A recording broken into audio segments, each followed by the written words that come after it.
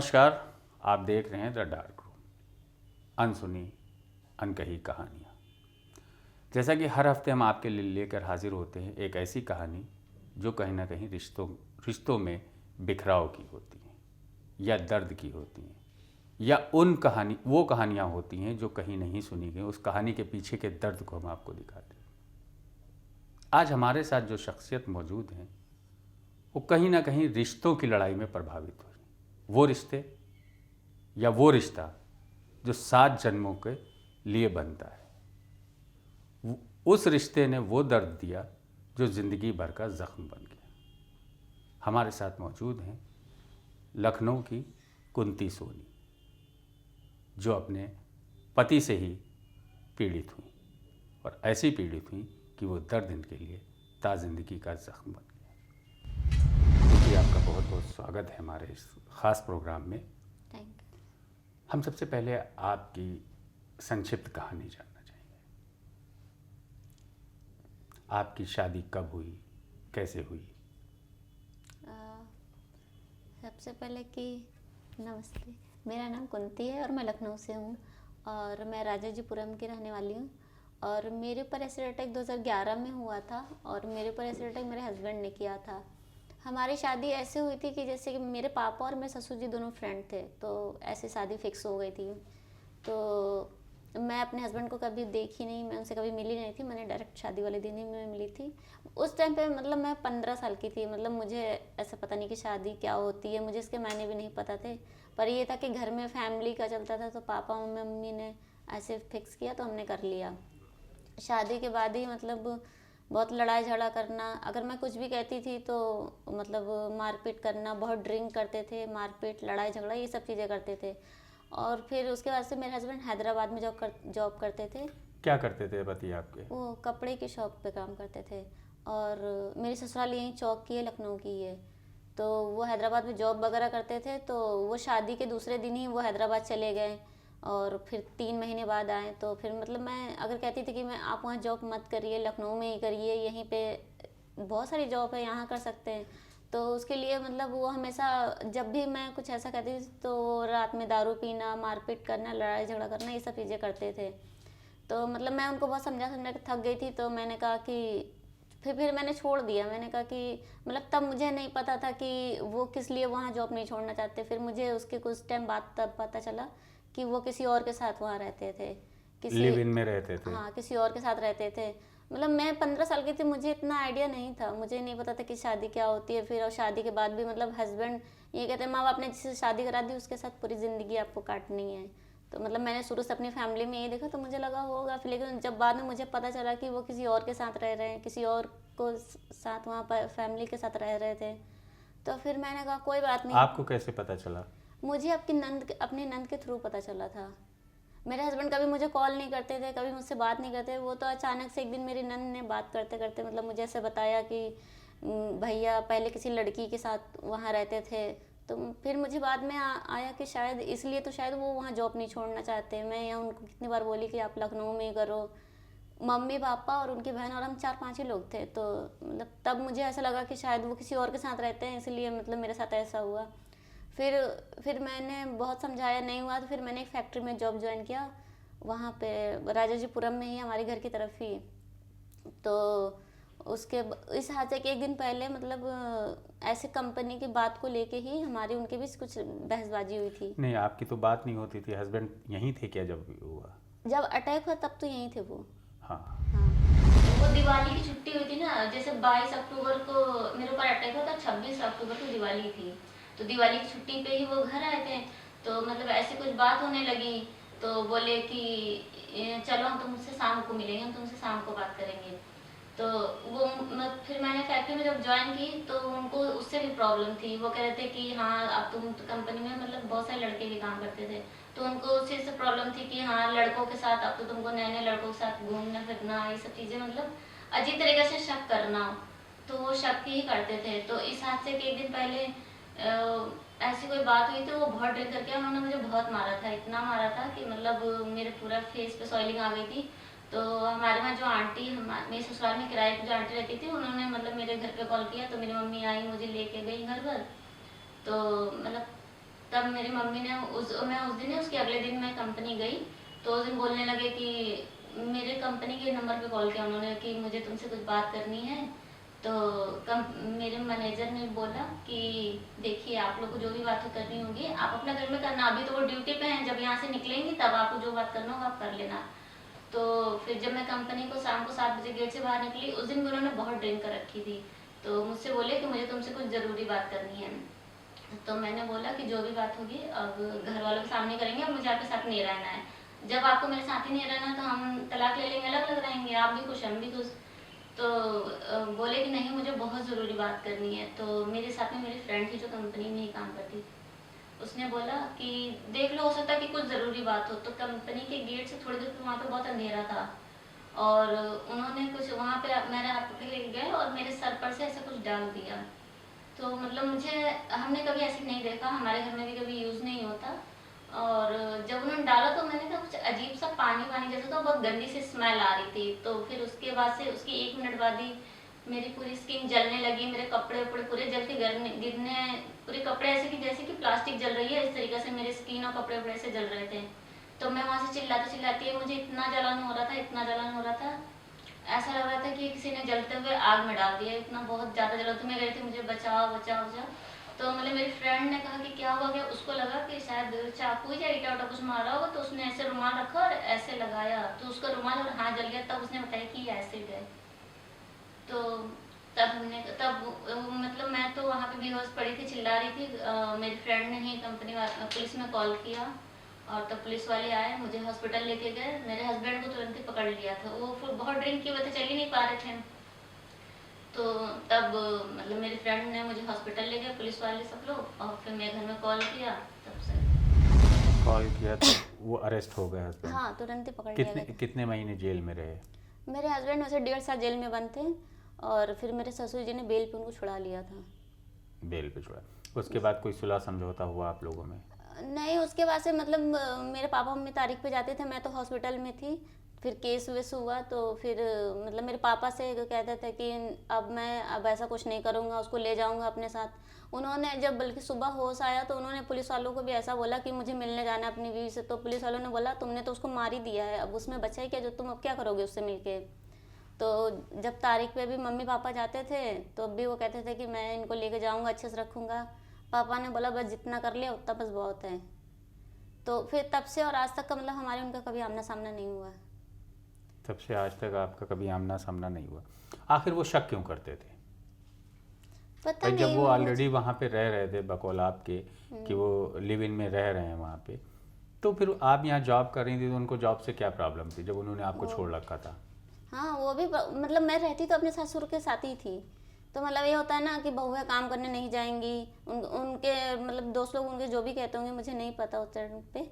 तो मतलब ये होता है कि हाँ अब तो तुम बाहर निकली हो, दुनिया देखोगी, 4 लोग से मिलोगी, उठो बैठोगी, तो मतलब शायद इसकी वजह मतलब से इस चीज़ की जलन थी कि आप दुनिया देख रही हैं, आप लोगों में महिला एक आगे बढ़ रही है। वही और सरकार जो है महिला सशक्तिकरण पे जोर देती है, और महिलाएं अगर आगे बढ़ रही हैं तो घर में ही उनका विरोध होता है। जी जी। तो फिर आपने कैसे आगे सरवाइव किया? आप कितने दिन हॉस्पिटल में रही? मैं तो जब अक्टूबर में अटैक हुआ था तो मतलब 3 महीना तो मैं सिविल हॉस्पिटल में थी वहाँ पे। फिर उसके बाद से मतलब उस दौरान मतलब बहुत सारी दिक्कतें आई, मेरा पूरा चेहरा ख़राब हो गया था। और मतलब मैं जब हॉस्पिटल से डिस्चार्ज होकर घर गई तो मतलब मेरे घर में पूरे शीशे उससे मेरी मम्मी ने अपने हटा दिया था। मतलब ये उस टाइम पे मतलब मेरी फैमिली हमेशा मुझे सपोर्ट करती थी, और आज भी मेरी फैमिली मुझे बहुत सपोर्ट करती है। उस दौरान पे मतलब बहुत सारी दिक्कतें आई, मेरे पापा को हार्ट अटैक भी उसी बीच आया था, तीसरा हार्ट अटैक। तो मतलब बहुत सारी दिक्कतें आई, लेकिन फिर भी मतलब उस दौरान मैंने सुसाइड भी करने की कोशिश की थी, लेकिन मेरे पापा मुझे समझाते थे कि तुमने उस चेहरे से कुछ नहीं किया तो क्या हुआ, मतलब आज इस चेहरे से वो करो कि लोग दुनिया तुम्हें जाने, लोग और जिसने तुम्हारे साथ ये किया उसको भी देख के लगे कि हमने क्या करना चाहा था और क्या क्या हुआ है। सुसाइड किस तरह से आपने करने की कोशिश की थी? सुसाइड मतलब ऐसे घर में रहती थी तो मतलब वो चूहे मारने वाली दवा, ये सब चीज़ें मतलब मैंने उस टाइम पे ट्राई की थी। तो मतलब ये था कि मतलब मेरे पापा मुझे बहुत हमेशा समझाते थे। नहीं, इतना मनोबल कैसे आपका गिर गया कि आपने सुसाइड करने का मन में आ गया? मतलब ऐसा होता है ना कि मतलब मैंने तो बाहर की दुनिया कभी नहीं देखी थी, और एक होता है कि शादी होगी तो हस्बैंड ही जीवन साथी होता है, उस टाइम पे मतलब मेरे दिमाग में ऐसा था कि आखिर मैंने ऐसा क्या किया था कि मेरे हस्बैंड ने मेरे साथ ऐसा किया। उस टाइम पे मतलब मेरी कंडीशन इतनी ख़राब थी कि इससे अच्छा तो भगवान उठा लेते तो ज़्यादा अच्छा रहता। तो उस टाइम पे मेरे मन में अजीब अजीब से सवाल आते थे कि मैंने आखिर ऐसा क्या किया था कि मेरे हस्बैंड ने मेरे साथ ऐसा किया। अगर नहीं रहना था तो वो छोड़ देते, मेरे मम्मी पापा को ला के मुझे वापस कर देते कि हाँ मैं आप रखिए, मैं नहीं रहूँगा इनके साथ। तो मतलब ये सब बातें ना घर में रह के एक कमरे में बंद रहती थी, किसी से मिलना नहीं, बातचीत नहीं करना, तो वो सब दिमाग में चलता रहता था। तो इसीलिए कितना पढ़ी हैं आप? मैंने पढ़ाई नहीं की है। पढ़ाई नहीं की, क्यों? मतलब फैमिली उस टाइम पे अच्छी नहीं थी, पापा मेरे नहीं पढ़ा पाए, तो मतलब मैं नहीं पढ़ी पाई। आपने पढ़ाई नहीं की है। शादी हो गई, आपके हस्बैंड ने आपके साथ दुर्व्यवहार किया, आपके साथ हादसा किया, अब दोनों में अलगाव हो गया, अलग अलग हैं, हस्बैंड तो आपके हैं नहीं अब। हाँ नहीं, 2017 में मार्च में मैंने शिरोज ज्वाइन किया था, और 2017 में 22 जुलाई को मेरे हस्बैंड का एक्सीडेंट से डेथ हो गई। एक्सीडेंट से डेथ हो गई थी। उसके बाद आप लाइफ कैसे जी रही हैं? दूसरी शादी आपने, क्योंकि हस्बैंड से तो पहले ही अलग हो गया था, हादसे के बाद ही हो गया था। शादी के बाद मुझे लग रहा है शायद आप 2-3 दिन 1.5 साल। ससुराल में कितने दिन? ससुराल में 1 साल थी मैं। 1 साल रुकी थी। उसके बाद आपने ज़िंदगी अपनी आगे कैसे बढ़ाई? शादी कर ली दूसरी आपने? अभी नहीं, नहीं की।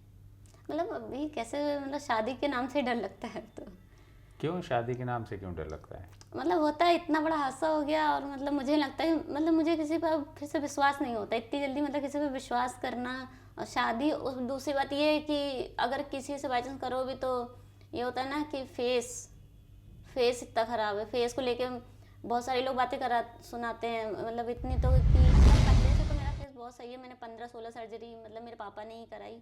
हमारा घर था वो बेच के मतलब मेरे पापा ने सर्जरी कराई, और अभी हम रेंट पे रहते हैं। तो मतलब मुझे होता है कि मुझे अपने घर वालों के लिए कुछ करना है, अपने मम्मी पापा के लिए कुछ करना है, उनको खुद का घर देना है, एक अच्छा सा घर बना के देना है। अभी जो हम रेंट पे रहते हैं, तो मतलब शिरोज़ में आके जब मैं शिरोज़ से जुड़ी, तब जाके मुझे थोड़ा सा हौसला मिला, थोड़ा अच्छा लगा। और अभी शादी वादी के बारे में तो कुछ सोचा नहीं है। हॉस्पिटल में कितने दिन रही आप? जब जली थी तब तो मैं 3 महीने सिविल हॉस्पिटल में थी। उसके बाद से 2012 से लेके 2015 तक, 14 तक सॉरी, मैंने मेडिकल कॉलेज में सर्जरी वगैरह कराया। 2015 तक, 14 तक आपने सर्जरी कराई। जी। इस दौरान आपने अपनी नॉर्मल ज़िंदगी कैसे जी? एक आम जिंदगी जो एक आम लड़की जीती है, रोज़ के काम, घरेलू काम, झाड़ू पोछा, खाना, बाहर लोगों से मिलना, सहेलियों के साथ उठना बैठना। मतलब जब तक मैंने सर्जरी कराई तब तक तो शायद मैंने कुछ भी नहीं किया। आपकी कोई सिर्फ सर्जरी करा के सिर्फ अपने घर में रहती थी। तो घर पे टाइम कैसे कटता था आपका? घर पे तो मतलब मेरे छोटे भाई बहन हैं, और बस ऐसे करके सारा टाइम निकल जाता था। क्योंकि इस हाथ से मतलब मेरा ये हाथ ऐसे पहले सीधा रहता था, अभी मतलब मैं इससे कुछ काम नहीं कर पाती हूँ, ज़्यादा कोई काम नहीं कर पाती उससे। मतलब वैसे घर में फैमिली के साथ ही रह के पूरा टाइम स्पेंड करती थी, जब तक मैं शिरोज से नहीं जुड़ी थी। नहीं, फैमिली के साथ रह के तो काट सकती हैं, 1 दिन 2 दिन 4 दिन, एक लंबा टाइम आपने काटा है। एक बस लंबा टाइम हॉस्पिटल, 4 दीवारी के बीच में काटना एक वर्किंग वूमेन के लिए, आप जॉब कर रही थी, बड़ा मुश्किल तब तो होता मैंने है। जल्दी ही जॉब ज्वाइन किया था। मतलब मैं शादी से पहले भी मतलब मैं घर में रहती थी, कहीं जाना आना नहीं, कोई फ्रेंड्स नहीं, कुछ नहीं, घर में रहती थी। अच्छा, हादसे के पीछे यही वजह है या कोई और रीज़न है? मतलब वो जो मुझे भी अपने हस्बैंड से तो यही तो पूछना था, लेकिन मैं कभी मिली अटैक के बाद, मतलब मैं कभी मिल नहीं पाई अपने हस्बैंड से। कभी उनके ससुराल वालों से बात हुई हो, नंद से नहीं, बात हुई मतलब हो, नंद अटैक के के मुंह से बाद कुछ किसी निकला से हो, कोई बात नहीं। नंद के मुंह से कुछ निकला हो? मैं अटैक के बाद से हमारा उनसे मतलब कोई कांटेक्ट, बल्कि मेरे पर जब अटैक हुआ था तो मेरे पापा ने मेरे ससुर जी को फ़ोन किया था कि तुम्हारे बेटे ने ऐसा ऐसा किया है, तो मेरे ससुर जी ने बोला वो मर जाए या जिंदा रहे मुझे उससे कोई मतलब नहीं है। लड़का मर जाए? हाँ। जबकि आपके पापा और आपके ससुर दोनों दोस्त बहुत थे साल पुराने फ्रेंड थे। उसके बाद ये, लेकिन सही वजह नहीं पता चल पाई। वही वजह तो मुझे जानना था। मतलब ऐसा होता ना कि बहुत सारे लोग अपने क्रिमिनल से नहीं मिलना चाहते थे, पर मैं अपने क्रिमिनल से सच में मिलना चाहती थी, और मैं पूछना चाहती थी, क्योंकि उन्होंने पुलिस वालों को भी 2-3 बयान बताए। कभी उन्होंने बताया कि मेरी मम्मी ने कहा ऐसा करने के लिए, फिर उन्होंने बोला कि मतलब मैंने नशे की हालत में मुझसे ऐसा हो गया, और कभी बोला कि कंपनी में वो काम करती थी, इस वजह से मुझे प्रॉब्लम थी, इसलिए मैंने किया। तो कभी मम्मी से आपने पूछा नहीं, अपनी सास से पूछा नहीं, ऐसा क्यों? उसके बाद से हमारा उनसे कोई कांटेक्ट ही आपके नहीं रहा। दिमाग में क्या आया कि अगर इन्होंने ऐसा किया तो क्या हो सकता है? अपना भी दिमाग आपका चला होगा कुछ मैं ना तो कुछ। वही एक ड्रिंक और एक जो जब मैं बार बार कहती थी कि आप लखनऊ में रह के जॉब करो, आप बाहर मत जाओ, मेरे मन में तो ये दो ही थॉट चलते थे। नहीं, दो ही थॉट में तेज़ाब तो नहीं डालेगा आदमी। तेज़ाब का मतलब ये होता है जब आदमी किसी से बहुत ज़्यादा, जहाँ तक अभी हम जेलस लोग हो। को स्टोरी, जहाँ बहुत ज़्यादा अटैच हो और वो इंसान मिल ना रहा हो, और मैं तब होता रहती है। थी, मैं उनके घर में ही रहती थी, तभी भी तो मतलब यही तो मुझे मुझे एग्जैक्ट जानना था कि आखिर मैंने ऐसा क्या किया था कि जो आपने मेरे साथ ऐसा किया। कभी आपने और लोगों से जानने की कोशिश नहीं की तो उन्होंने ऐसा क्यों किया? और कोई मतलब मम्मी पापा उनके हैं और उनकी आपके सिस्टर। पिताजी ने कभी जानने की कोशिश नहीं की कि ऐसा हुआ तो क्यों हुआ? मेरे पापा ने कितनी बार कोशिश की कि मतलब ससुर जी से बात करें और पूछे कि मतलब ऐसा क्या आपके बेटे के मन में चल रहा था, लेकिन कभी ऐसा हुआ नहीं। अटैक के बाद से कभी हमारा उनका कुछ नहीं हुआ। अच्छा, उसके बाद आपके हस्बैंड की डेथ भी हो गई है, कभी ससुराल वाले आए आपके घर में, बातचीत हुई? चूँकि आपके पापा के दोस्त हैं वो, तो कभी आए गए? हाँ मतलब उनकी जो बड़ी मम्मी, मेरे ससुर जी की मतलब मेरे हस्बैंड की जो बड़ी मम्मी थी वो एक्चुअली मेरे मोहल्ले में रहती हैं। तो मतलब उनसे मैं आज भी उनसे मिलती हूँ, उनका पैर छूती हूँ, उनसे मान सम्मान करती हूँ। उनका ये कहना है मतलब कि मेरे ससुर जी आना तो चाहते, लेकिन यही है ना कि मन में गिल्ट है कि उनके बेटे ने ऐसा किया, इसके लिए वो मतलब उधर हमारे वहाँ कभी आ नहीं पाए। कभी आमना सामना नहीं हुआ इतने सालों में? कभी आपका आपके ससुर से, आपके ससुराल वालों से आमना सामना नहीं हुआ? और ना कभी ससुराल वालों ने कहा कि बेटा नहीं रहा तो बहू तो मेरी हो तुम? लेकिन कभी ऐसा मतलब मुझे ऐसा लगता है कि ठीक है, अगर उनका उनका एक ही बेटा था, अगर नहीं है मतलब मैं आज भी अपनी मम्मी से और अपने पापा से मैं वैसा ही कहती हूँ कि कोई बात नहीं, उनके बेटे ने ऐसा किया, उन्होंने तो ऐसा नहीं किया। अगर वो आज भी आए और मुझसे कहें कि मतलब मेरे घर चलो या फिर मैं तुम्हारे साथ हूँ, तो मैं जैसे मैं अपनी मम्मी पापा की साथ सेवा कर रही हूँ, मैं उससे उनकी भी कर लूँगी, क्योंकि हमें उनसे कोई प्रॉब्लम नहीं थी। उनके बेटे ने ऐसा किया तो उनके बेटे से मुझे प्रॉब्लम थी, और बल्कि उनके मरने के 3 दिन बाद मुझे पता चला था कि मेरे हस्बैंड की डेथ हो गई। जब वो मरे तब भी ससुराल में किसी ने नहीं बताया कि मतलब वो उनकी एक्सीडेंट से डेथ हो गई। तो मतलब ठीक है, वो रिश्ता नहीं रखना चाहते हैं तो फिर। तब आपको कैसा फील हुआ जब एक्सीडेंट की सूचना आपको मिली? उनके मरने के मुझे 3 दिन बाद पता चली थी। उस टाइम पे तो मतलब ऐसा हुआ था कि मतलब मैं शिरोज जाने के लिए तैयार हुई थी, मैं रूम पे ही थी। मुझे मेरे वकील के थ्रू पता चला मुझे डिवोर्स का केस फाइल करना था, क्योंकि हो रहा था कि अब साथ रहना नहीं है तो इससे अच्छा डिवोर्स ले लेते हैं। तो मैंने अपने वकील को फ़ोन किया, तो मैंने उनको बोला, मेरे जो वकील हैं वो मुझसे फ्री केस लड़ते हैं, मुझसे कभी उन्होंने पैसे नहीं लिए। तो मैंने उनको बोला कि अंकल मुझे ना डिवोर्स का केस फाइल करना है। तो उन्होंने बोला बेटा किसके लिए? तो मैंने कहा अंकल मुझे अपना। तो बोले कि तुम्हारे हस्बैंड को मेरे 3 दिन हो गया, तुम्हारा फाइल भी बंद हो गया, तुमको पता ही नहीं। हमने बोला नहीं अंकल मुझे तो पता ही नहीं चला।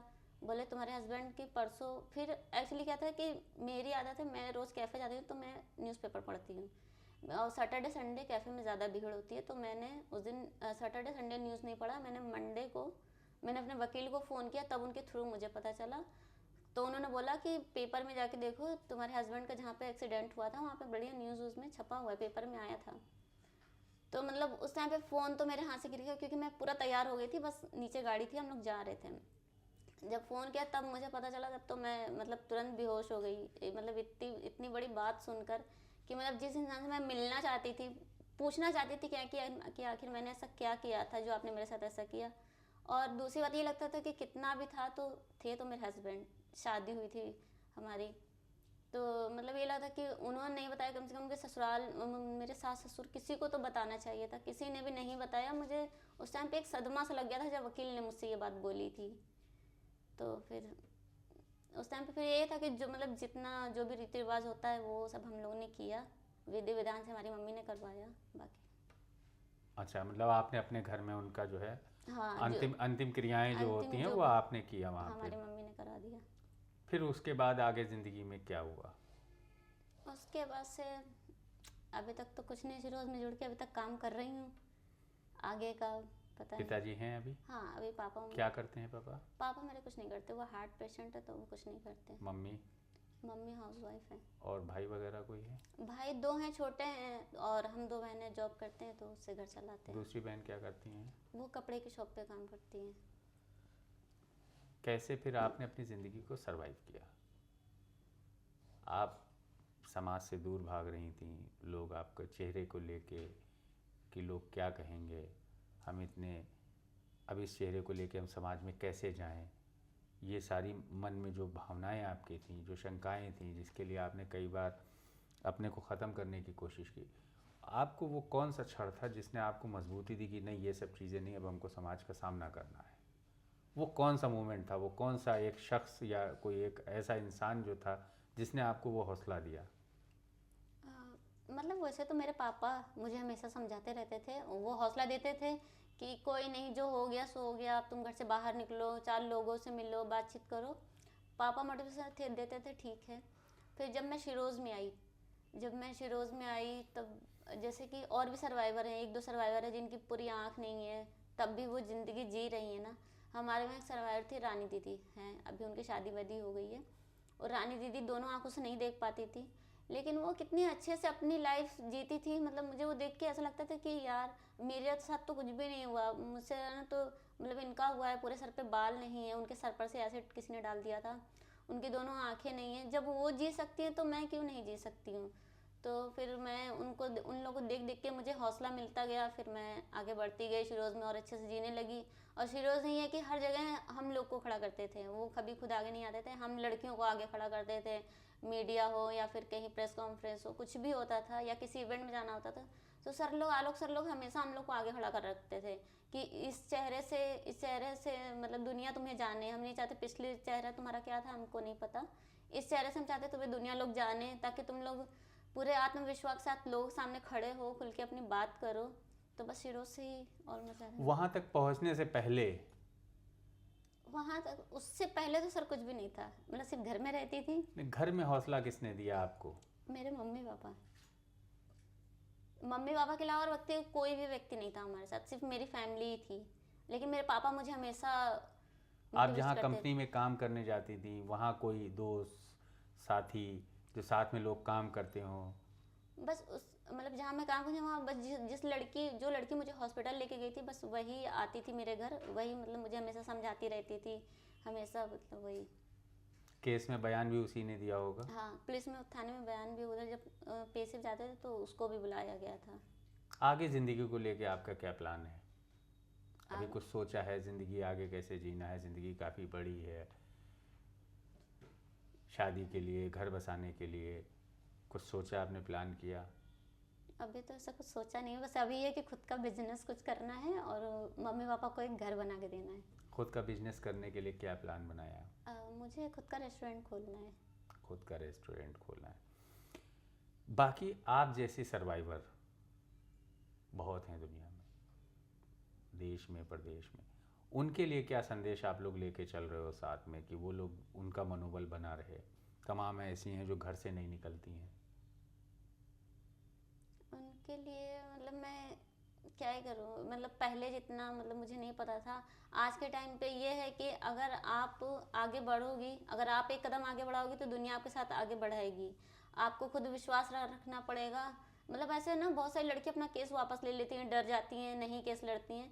तो हमारे कहने का मतलब ये है कि आप अपना फुल केस लड़िए और बाहर निकलिए। अब तो सरकार ने बहुत सारी सुविधाएं कर रखी है कि हर जगह सर्जरी फ्री कर रखा है, और मैं ये चाहती हूँ कि हर लड़की बाहर निकले, अपने अपने विश्वास के लिए खुद लड़ाई। आपकी सर्जरी फ्री कहाँ हुई? आपकी सर्जरी तो पिताजी ने मकान बेच के कराई है। हाँ, तो उस टाइम पे 2011 में मतलब ये लॉ नहीं था ना, लेकिन अभी तो ऐसा सुनने में है कि मेडिकल कॉलेज में अभी भी हमारे साथ उन 2-3 डॉक्टर जुड़े हुए हैं, वो सर्जरी डिपार्टमेंट, वो ऐसा कहते हैं। और अभी 1-2 सर्वाइवर की हमने कराई है, तो ऐसा है कि अब मेडिकल कॉलेज में सर्जरी फ्री है।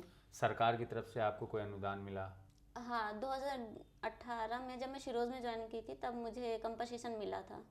कितना? 3 लाख। 3 लाख। इसके अलावा आप क्या उम्मीद करती हैं सरकार आपको क्या दे? ऐसे सर्वाइवर्स के लिए क्या योजनाएं बनाए? हम तो ये चाहते हैं कि देखिए, जब मेरे ऊपर अटैक 2011 में हुआ और 2018 में मुझे कंपनसेशन मिला, तो मैं चाहती हूँ कि जब अटैक होता है तब उसे तुरंत कंपनसेशन मिलनी चाहिए। क्योंकि सबसे पहले तो अटैक हो ही क्यों, उसको ही रोका जाए। सबसे पहले तो वो तो है, वो तो सरकार ने बना दिया कि बिना आईडी का एसिड नहीं मिलेगा, पर आज भी बिना आईडी का एसिड मिलता है। बिना आईडी के एसिड मिल भी जाएगा तब भी क्या होगा? एसिड ही नहीं मिलना चाहिए ना। हाँ, मेन तो है कि ना एसिड मिले, भगवान ना करे कि एसिड मिले और किसी के ऊपर हो। लेकिन अगर ऐसा बाई चांस होता भी है, तो कि अगर बाई चांस होता है तो उसमें तो सबसे पहले जो भी आसपास हॉस्पिटल हो, क्योंकि मेरे केस में ये हुआ था, जब मेरे ऊपर अटैक हुआ था तो 2-3 हॉस्पिटल पुलिस वाले लेके गए थे, पुलिस हॉस्पिटल वालों ने नहीं एडमिट लिया, लेने से मना कर दिया। हाँ, कि हम ऐसे केस नहीं लेते, हम ऐसे केस नहीं लेते। तो हमें जैसे सबसे पहले जो भी हॉस्पिटल हो वो पहले उसका ट्रीटमेंट करे, मतलब जो भी ट्रीटमेंट पहले उसका गाइडलाइन पढ़ ले कि हाँ एसिड के बाद क्या क्या करना चाहिए। एसिड के बाद तो वैसे तो तुरंत ढेर सारा पानी डालना चाहिए, बहुत सारा पानी, कि पूरा एसिड जो है बह जाए। और उसके बाद से ये कि कंपनसेशन, क्योंकि ज़्यादा करता है ऑलमोस्ट जब अटैक होता है वो गरीब लड़कियों पे ही ज़्यादा करता होता है, मैंने ये देखा है। तो पहले तो कंपनसेशन उसको तुरंत ही मिलना चाहिए। ऐसे मैंने मैंने इतने चक्कर कोर्ट के लगाए, इतने चक्कर वहाँ लगाए कोर्ट में कि बहुत सारे वकील ले कहते थे कि मैं आधा लूंगा, मैं आधा लूंगा, तो फिर इसलिए करके मैंने छोड़ दिया था। मतलब वहाँ भी हिस्सेदारी चल वहाँ रही पे भी थी? चल रही थी, मैं बार बार कोर्ट में जाती थी, मतलब जो वकील बताता था कि ये लिख लो वो लिख लो, उस चक्कर में बहुत सारे वकील आसपास मिलते थे, वो कहते थे कि मैं इसमें से 50% लूंगा। मैं मतलब एक सर्वाइवर आपके सामने है, आप वो अपने कंपनसेशन के लिए लड़ाई कर रही है, आप उसमें भी बोल रहे हो कि मैं 50% लूंगा। मतलब वकील वाले ऐसे कहते हैं, मुझे बहुत गुस्सा, तो उस टाइम में मुझे बहुत गुस्सा आता था। तो मतलब उतने मुझे जानकारी ज़्यादा नहीं थी कि कोई संस्था है कुछ ऐसा। पहले तो कंपनसेशन तुरंत मिलना चाहिए और अच्छा से अच्छा इलाज मिलना चाहिए। और ये नहीं कि किसी हॉस्पिटल में वाले मना कर दे, कुछ सारे हॉस्पिटल में एसिड वाले लोगों को इलाज फ्री होना चाहिए। सारे हॉस्पिटल में एसिड वाले लोगों का इलाज फ्री होना चाहिए, चाहे प्राइवेट हो चाहे गवर्नमेंट हो चाहे कोई भी हॉस्पिटल हो। नौकरियों में भी आरक्षण मिलना बिल्कुल चाहिए। नौकरी तो चाहिए चाहिए। और वैसे भी कंपनसेशन 3 लाख या 5 लाख में हमारा कुछ नहीं होता है, इससे पूरी जिंदगी तो चल नहीं पाएगी ना। 3 लाख रुपए क्या होता है, एक सर्जरी कराने में 1 से 1.5 लाख रुपए जाता है। एक सर्जरी कराने में 2 सर्जरी कराई 3 लाख रुपए चले गए। और यह है कि कंपनसेशन मतलब हमें एक तो पहली बात ज़्यादा सरकार को देनी चाहिए, और दूसरी बात यह कि तेज़ाब वाले लोगों को नौकरी अगर सरकार अच्छी से अच्छी देगी तो शायद उनका थोड़ा बहुत, पहली बात तो एसिड अटैक हो ही ना, हम तो ये भगवान दुआ करते हैं एसिड अटैक ना हो। सोनी को कभी अपने बचपन के दिन याद आते हैं जब वो एकदम नॉर्मल थी सोनी, और जब ये हुआ है उसके बीच के दिन कभी कभी याद आते हैं? याद आते हैं सर, वो सर सबको याद होता है, क्योंकि एसिड अटैक से पहले इंसान मतलब दुनिया एकदम बदल जाती है। वही है ना, आपकी दुनिया इस हादसे के बाद एकदम बदल गई है। उससे पहले दुनिया आपकी दूसरी थी और अब आपकी दूसरी अटैक के दुनिया बाद है। दूसरी तो है। उससे पहले दुनिया जो थी आपकी, जो आप जी के आई हैं और जो अब आप जी रही हैं, तो उस दुनिया को और इस दुनिया में कैसे कंपेयर करती हैं खुद को? उस दुनिया को इस दुनिया में ये है कि मतलब पहले मैं अपने भाई बहन या घर में सिर्फ फ्रेंड के साथ रहती थी, और मेरा सपना था पहले जब मैं घर में रहती थी तो मुझे लगता है मुझे पूरी दुनिया घूमने का शौक था, मुझे घूमने का बहुत शौक था। तो वो कहते हैं ना, जो होता है अच्छे के लिए होता है। ठीक है, एसिड अटैक हुआ, ठीक, अभी शुरू उसके साथ जोड़ के मतलब मैं ऑलमोस्ट सारी जगह, मतलब ऑलमोस्ट जैसे दिल्ली में कभी नहीं गई, मुंबई कहीं नहीं गई, ऐसे शहरों में मैं नहीं गई, पर अभी मैं गई तो मतलब मुझे बहुत अच्छा लगा। हमने कहा ठीक है, भगवान जो करते हैं ना अच्छे के लिए होता है। और दूसरी बात ये है, अभी जो मूवी आई थी छपाक, उसमें मैंने भी काम किया, मतलब मेरे लिए बहुत बड़ी बात थी। मैंने कभी नहीं सोचा था कि मतलब मैं कभी किसी मूवी में काम करूँगी, इतने बड़े सेलिब्रिटियों से मिलूँगी। तो मतलब ठीक है, अच्छा हुआ। मैं तो ये सोचती हूँ ठीक है, जो होता है अच्छे के लिए होता है। और तब से और आपकी ज़िंदगी में थोड़ा बहुत तो फ़र्क है, सिर्फ फेस का फ़र्क है। अटैक नहीं हुआ होता तो मैं ससुराल में होती, अपने हस्बैंड बच्चों के साथ रही होती। अभी अटैक हो गया है तो मैं मतलब काफ़ी बड़ी बात आपने कही कि आपने इस ज़िंदगी को भी एक अपना सपना बनाया। मतलब बहुत ही तारीफ़ की बात है। आपने छपाक मूवी की बात की, तो छपाक मूवी किस तरह से और आपने क्या काम किया उसमें? मतलब ऐसा जैसे दीपिका जी का फ्रेंड्स का रोल निभाया कि एसिड अटैक में जब हम लोग लक्ष्मी दीदी जब केस लड़ रही थी कंपनसेशन के लिए, ट्रीटमेंट के लिए, तो मतलब उस दौरान में मतलब हमने उस स्टार्टिंग से लेकर एंड तक का हम लोग उसमें साथ में। उसमें आप थी, तो वहाँ से आपको क्या सीखने को मिला? छपाक मूवी बनाई गई आप लोगों के मनोबल को दिखाने के लिए, आपके हौसले को बढ़ाने के लिए, इस हादसों को रोकने के लिए। उससे आपको सीखने को क्या मिला? आप वहाँ से क्या सीख के आई? क्या आपके अंदर नयापन आया? उसमें तो मतलब उसमें अटैक दिखाया, ठीक, अटैक तो हमारे साथ हुआ है। उसमें मतलब कुछ ऐसा नहीं था कि मतलब मैं अपने लिए दुनिया को वो दिखाना था कि ऐसे अटैक के बाद क्या क्या होना चाहिए, क्या क्या नहीं होना चाहिए, ट्रीटमेंट अच्छा नहीं मिलता, उसमें यही सब दिखाया है।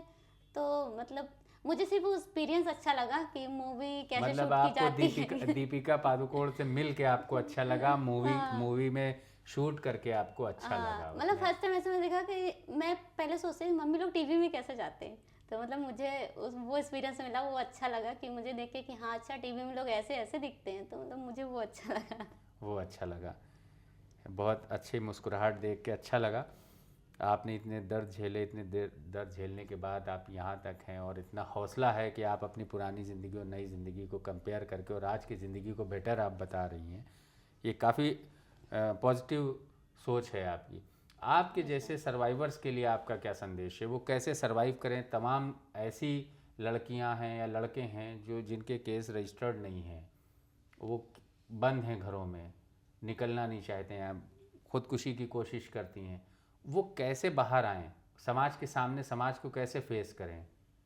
देखिए, ऐसे टाइम पे मतलब फेस करना बहुत मुश्किल होता है, वो मैं भी अच्छे से जान सकती हूँ, क्योंकि जब मेरे पापा कहते थे कि बाहर निकलो, लोगों से बात करो, तो मुझे बहुत डर लगता था। लेकिन ये है कि हम कब तक डर के घर में बैठे रहेंगे?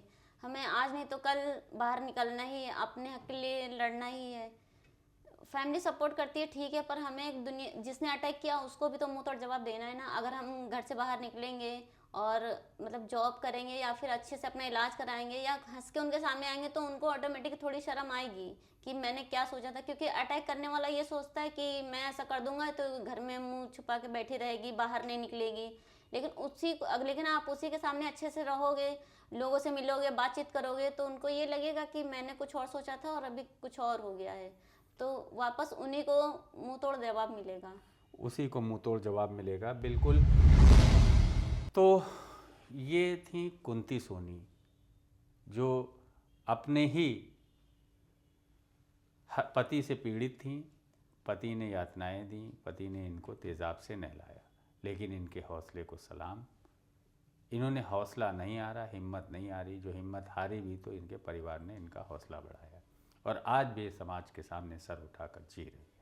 बल्कि सबसे ज़्यादा तारीफ़ की बात यह है कि पिछली ज़िंदगी अपनी पिछली ज़िंदगी को ये बेहतर ना बताकर आज की ज़िंदगी को ये एक अच्छे खुशनुमा माहौल में जी रही हैं और आज की ज़िंदगी को ये बेहतर बना रही, जो हुआ अच्छे के लिए हुआ। खैर, ये हौसला सभी को मिलना चाहिए। सभी सर्वाइवर्स इसी तरह हौसले के साथ आज समाज का सामना कर रहे हैं। हमारे साथ इस हफ्ते आज के लिए बस इतना ही। अगले हफ्ते फिर मिलेंगे आपको एक नई कहानी, एक नई सोच के साथ। तब तक के लिए नमस्कार।